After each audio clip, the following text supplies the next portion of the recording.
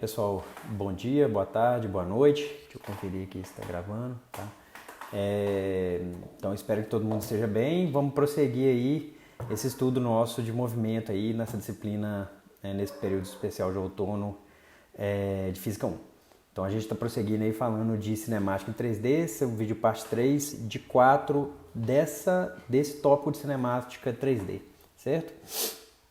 Então, só relembrando aqui, eu vou sempre ficar relembrando isso, primeiro porque eu quero, e segundo porque eu gosto de sempre relembrar o porquê que a gente está estudando essas coisas. Então, o que a gente está estudando nessa disciplina? Nessa disciplina a gente vai estudar movimento de partículas. Então, para estudar movimento, quando eu entendo, Léo, estou entendendo, o que eu quero entender por movimento de partículas é estudar a posição e a velocidade de uma partícula ou de um sistema de partículas para qualquer instante de tempo. Então, para isso, a gente vai estudar vários tipos de abordagem. Uma delas é cinemática, que é o que a gente está fazendo agora. A outra seria, a gente vai estudar dinâmica, então a gente vai começar a estudar leis de Newton, depois a gente vai estudar conservação de momento, ou conservação de energia e de momento linear, depois estudar rotações e a gente vai ter estudado esse conjunto de movimentos para a Física 1, para essa disciplina de Física 1. O que a gente já viu nesses vídeos? A gente começou vendo cálculo e vetores, e aí eu queria relembrar que decomposição de vetores é uma coisa extremamente importante. Treinem decomposição de vetores, que vai ser muito importante para a gente, certo? O que a gente viu? Então a gente viu um videozinho de noção de cálculo, a gente viu vetores, eu já repeti e vou repetir várias vezes que decomposição de vetores é muito importante. A gente falou um pouco de tempo, espaço e posição, a gente viu a definição de velocidade, a definição de aceleração, e a gente viu que se a gente tiver no movimento onde o vetor aceleração, e aqui eu quero ressaltar isso, o vetor aceleração ele é constante, o movimento é dado por essas equações aqui, a posição em função do tempo, a velocidade em função do tempo. O vetor aceleração é constante, certo? Para um vetor ser constante, ele tem que ter módulo constante, direção constante e sentido constante também, certo? A gente estudou um tipo de exemplo para o caso de movimento com aceleração constante, que é o movimento de projéteis, e a gente viu que o movimento em x ele é desacoplado do movimento em y, o movimento em x é dado por essas equações, o movimento em y por essas equações, certo? Então isso é o que a gente já viu nos outros vídeos. E o que a gente vai ver nesse vídeo aqui? Nesse vídeo a gente vai falar de movimento circular uniforme. A gente vai voltar nesse assunto mais pra frente, quando a gente falar de força centrípeta, não é centrífuga.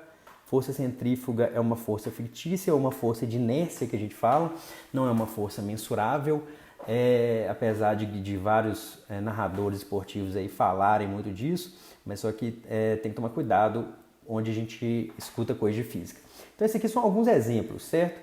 Obviamente isso aqui está fora de escala, por exemplo, esse exemplo da letra A aqui, a Terra girando ao redor do Sol, está fora de escala. Isso aqui está um círculo, a Terra de fato ela move ao redor do Sol com uma elipse de excentricidade baixa, mas uma elipse ela é até próxima de uma circunferência, não é uma elipse muito achatada, é isso que eu quero dizer. Então, mas a gente tem que a força gravitacional que o Sol exerce na Terra, certo? Então a força gravitacional que o Sol exerce na Terra, a gente pode considerar em algumas situações como sendo um tipo de força centrípeta, se a gente tivesse falando que a Terra ela se move numa órbita circular ao redor do Sol. Obviamente aqui, como a gente está falando de ciência nessa disciplina e nesses vídeos, se a gente está falando de ciência, a gente vai falar de coisas que são testáveis. Então, teoria de terra plana, que acaba sendo uma teoria de conspiração, não vai entrar nesse tipo de análise nossa aqui não, certo? E espero que vocês estejam entendendo o que eu estou falando. Mas isso aqui é um exemplo, então a Terra girando ao redor do Sol, essa força que está apontando aqui, então a aceleração que está apontando para o centro dessa circunferência, o que a gente pode chamar de aceleração centrípeta ou de força centrípeta. Aqui, se eu tiver aqui uma bolinha presa numa corda e alguém está girando essa bolinha aqui, tá certo? Então eu vou girar esse camarada aqui, ó, estou girando ele aqui e aí ele vai ficar rodando. Então a aceleração que essa bolinha está sentindo para o centro do círculo, que é o que a gente chama de aceleração centrípeta. Um carro, se ele estiver numa lombada muito grande ou numa curva muito grande, se ela estiver fazendo uma curva muito grande, a aceleração que está apontando para o centro do círculo é o que a gente chama de aceleração centrípeta. E aqui um Hot Wheels da vida, ou um carrinho que está entrando aqui no loop, essa aceleração que está apontando aqui para o centro do círculo é o que a gente chama de aceleração centrípeta. E é isso que a gente vai estudar nesse vídeo. beleza? Então qual que é o tipo de movimento que a gente vai estudar? Lembrando que essa disciplina a gente vai estudar movimento. Então a gente quer saber posição e velocidade da partícula para qualquer instante de tempo. O tipo de movimento que a gente vai estudar aqui, quando a gente fala movimento circular uniforme, é o movimento de uma partícula que gira ao redor de um eixo, certo? Ela gira sempre com o mesmo raio, então ela está girando aqui numa circunferência, beleza? Então essa partícula, por exemplo, ela está aqui no ponto P1 com essa velocidade V1, ela vai percorrer isso aqui durante um tempo e vai chegar nesse ponto P2 com essa velocidade V2, onde esse raio aqui é constante quando a gente está tratando movimento circular uniforme, certo? E esse uniforme aqui vem de quê? Esse uniforme vem do fato das velocidades, da velocidade dessa partícula para qualquer instante de tempo. A velocidade tem um módulo constante. O fato da velocidade ter um módulo constante não significa que que o vetor velocidade é constante, certo? Então olha só, essa velocidade V1, o tamanho dessa seta é igual ao tamanho dessa seta. Porém, a velocidade V1 está apontando numa direção, eu acho que para vocês aí é assim que eu tenho que apontar, e a velocidade está mais ou menos assim, e a velocidade V2 vai estar apontando para uma coisa assim, certo? Então, um está apontando para um lado, o outro está apontando para o outro. Então, o vetor velocidade é diferente. Vocês estão vendo que esse camarada está apontando nessa direção, esse camarada está apontando nessa direção. Então, o vetor velocidade é diferente, apesar do módulo ser constante. Então, a situação que a gente está estudando aqui é uma bolinha que gira ao redor que está girando numa circunferência, certo? Uma partícula que gira numa circunferência, o raio é constante, o módulo da velocidade é constante, mas a velocidade vai mudar o tempo inteiro, a direção e o sentido dela. Então a ideia é essa, então o vetor velocidade muda, apesar do módulo ser constante, portanto a aceleração. Por quê? Porque a aceleração é uma quantidade que informa para mim a taxa de variação da velocidade. Só que a velocidade, ela não necessariamente precisa mudar só o módulo, ela pode ficar mudando a direção dela. Se ela está mudando a direção, o vetor está mudando. Então existe uma taxa relacionada à alteração desse vetor no tempo, certo? Então olha só, o movimento é esse aqui, então nós vamos trabalhar primeiro a aceleração média e depois com a aceleração em si, que a gente vai chamar de aceleração centrípeta.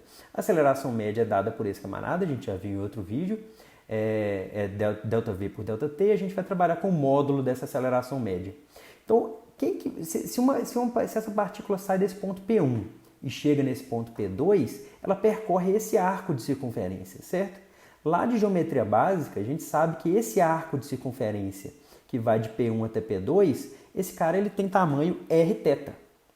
Então, o tamanho desse arco de circunferência que sai aqui de P1 e vai até P2, percorrendo esse ângulo θ nessa circunferência, esse arco de circunferência tem tamanho, a distância que essa bolinha percorreu foi r vezes θ, é r vezes o ângulo, certo? Só que se essa bolinha percorreu isso aqui num determinado tempo, essa distância aqui, como o módulo da velocidade é constante, essa distância rθ é dado por v ΔT, onde ΔT é o tempo que a bolinha saiu daqui de P1 e chegou até em P2, certo? Vocês estão vendo que eu estou obtendo as quantidades que estão na aceleração média. Já obtive ΔT. ΔT é dado por rθ dividido por v. É só passar o v dividindo para o lado de cá, tá certo? Então ΔT é rθ por v, beleza? Então agora vamos analisar essa situação aqui. Agora eu tenho que achar quem que é ΔV, o módulo desse ΔV. Então o que eu vou fazer? Olha só, esse V1 eu transportei ele para cá, certo? E aqui está o vetor V1. Esse V2 eu transportei ele para cá. Esses dois camaradas, eles seguem um ângulo θ entre eles também. Isso que eu vou deixar para vocês demonstrarem. Dado que o ângulo entre P1 e P2 é θ, e dado que V1 é sempre tangente à circunferência, V1 tem que ser tangente à circunferência porque é um movimento circular uniforme. Então, dado que e a bolinha está com raio constante, se o raio é constante, essa distância aqui não vai mudar, certo? De P1 até o centro, de P2 até o centro. Então, a velocidade ela vai alterar só, ela vai ser sempre tangente à trajetória da partícula, tá certo? Então, a velocidade aqui vai ser tangente à trajetória da partícula. Então, o ângulo que esse vetor V1 faz com esse vetor V2, se eu colocar esses dois aqui, encontrando eles assim, o ângulo também vai ser θ, certo? E quem que é ΔV? ΔV é justamente V2 menos V1. É a definição de ΔV lá do vídeo de vetores. Então, V2 menos V1 é esse ΔV, que é justamente o ΔV que eu estou querendo encontrar aqui, certo? Se eu pegar esse triângulo aqui, se eu dividir esse camarada aqui no meio, Como V1 é igual a V2 em módulo, então esse tamanho aqui é igual a esse tamanho aqui. Se eu dividir esse ângulo aqui no meio, eu divido esse lado aqui também no meio, certo? Isso vem de geometria básica também. Então eu tenho o quê? Eu tenho que metade de ΔV está oposto, esse lado aqui, ó, metade de ΔV, está oposto à metade desse ângulo. Então está relacionado ao seno de θ sobre 2. Então olha só, ΔV dividido por 2, que é essa metade aqui. Se vocês pensarem aqui, tem um triângulo retângulo aqui, ó. Esse meio triângulo aqui é um triângulo retângulo, certo? Então, olha só, esse V2 aqui vai ser a hipotenusa, esse ΔV é o cateto que está oposto a esse angulinho aqui, ó, a metade de θ. Então, o meio de ΔV é V, que é esse valor da hipotenusa, vezes seno de θ sobre 2. Então, eu já tenho quem que é ΔV. Então, vamos seguir aqui, ó. Então, a aceleração média é ΔV sobre t. Esse ΔT a gente viu que está relacionado ao arco de circunferência, que essa partícula andou de P1 até P2, então é Rθ sobre V. Esse ΔV a gente acabou de calcular aqui agora, é 2V, V seno de θ sobre 2, então a aceleração média é dada por esse camarada. É ΔV por ΔT. Vou só reorganizar essa equação. Vou passar esse V, que está dividindo aqui no denominador, multiplicando aqui em cima. Vou deixar o R separadinho aqui e vou deixar esse termo aqui. Então pronto, a aceleração média é dada por esse camarada. Como que a gente calcula a aceleração instantânea? A gente calcula a aceleração instantânea fazendo o limite onde ΔT tende a zero. Mas note aqui, olha, vamos pegar essa equação aqui para ΔT. R é constante? Sim. R é o raio da circunferência. V é constante? Sim, que é a velocidade da partícula, é constante. O módulo de V é constante, certo? Esse Vzinho aqui sem vetor, o módulo de V é constante. Então, se fazer o limite que ΔT tende a zero é igual a fazer o limite onde θ tende a zero, certo? Então, isso seria bom você dar uma refletida sobre isso. Então, olha só, a aceleração é o quê? É o limite em que ΔT tende a zero da aceleração média. Então, vou fazer aqui o limite ΔT tende a zero de V2 sobre R, seno de θ sobre 2 sobre θ sobre 2. Só que eu vou trocar esse limite de ΔT tendendo a zero, vou trocar pelo limite de θ tendendo a zero, que é a mesma coisa. Por quê? Porque esse ΔT tende a zero é a mesma coisa de θ tender a zero. Então, bacana. Então, eu vou fazer esse limite aqui. Quando eu faço esse limite, V2 sobre R é constante. Então, ele sai para fora do limite aqui. Está escrito aqui. E esse limite aqui, esse limite de seno de θ sobre 2 sobre θ sobre 2, para quem já fez cálculo, já conhece esse limite. Para quem não fez, se a pessoa quiser trucar e fazer na calculadora, eu peço para fazer. Faz seno de 5 dividido por 5. Vocês vão ver que vai dar muito próximo de 1. Faz seno de 1 dividido por 1. Vai dar mais próximo de 1 ainda. E no limite que esse ângulo tende a zero, esse limite aqui ele é conhecido já e ele vale 1, tá certo? Então essa aceleração vai ser igual a V2 sobre R. É o que a gente chama de aceleração centrípeta, tá certo? A aceleração centrípeta, agora vocês sabem, lá no ensino médio o pessoal vê e fala assim, a aceleração centrípeta é V2 sobre R. Agora vocês já sabem de onde que está vindo. Vem desse movimento de um arco de circunferência da partícula e a gente fazendo esse limite quando o ΔT tende a zero. Então a gente tem o quê? O módulo da velocidade é constante, certo? O módulo da velocidade, só que o vetor velocidade não é constante, portanto existe uma aceleração. Essa aceleração ela tem um módulo constante e esse módulo constante vale V2 sobre R. A aceleração centrípeta, o módulo dela, da aceleração centrípeta, vale V2 sobre R. Essa aceleração centrípeta, ela tem módulo AC, que é dado V2 sobre R, e ela é sempre radial e aponta para o centro de circunferência. Então, a aceleração centrípeta, ela tem sempre esse módulo, está em vermelhinho aqui, e para esse ponto aqui ela está apontando para o centro da circunferência, nesse ponto ela está apontando para o centro da circunferência. Pergunto para vocês, a aceleração centrípeta é constante? Sim ou não? Vou deixar para vocês pensarem e me responderem no fórum ou nos grupos. Beleza? Então, por enquanto, esse vídeo aqui vai ficar aqui. Um grande abraço. Falou. Tchau.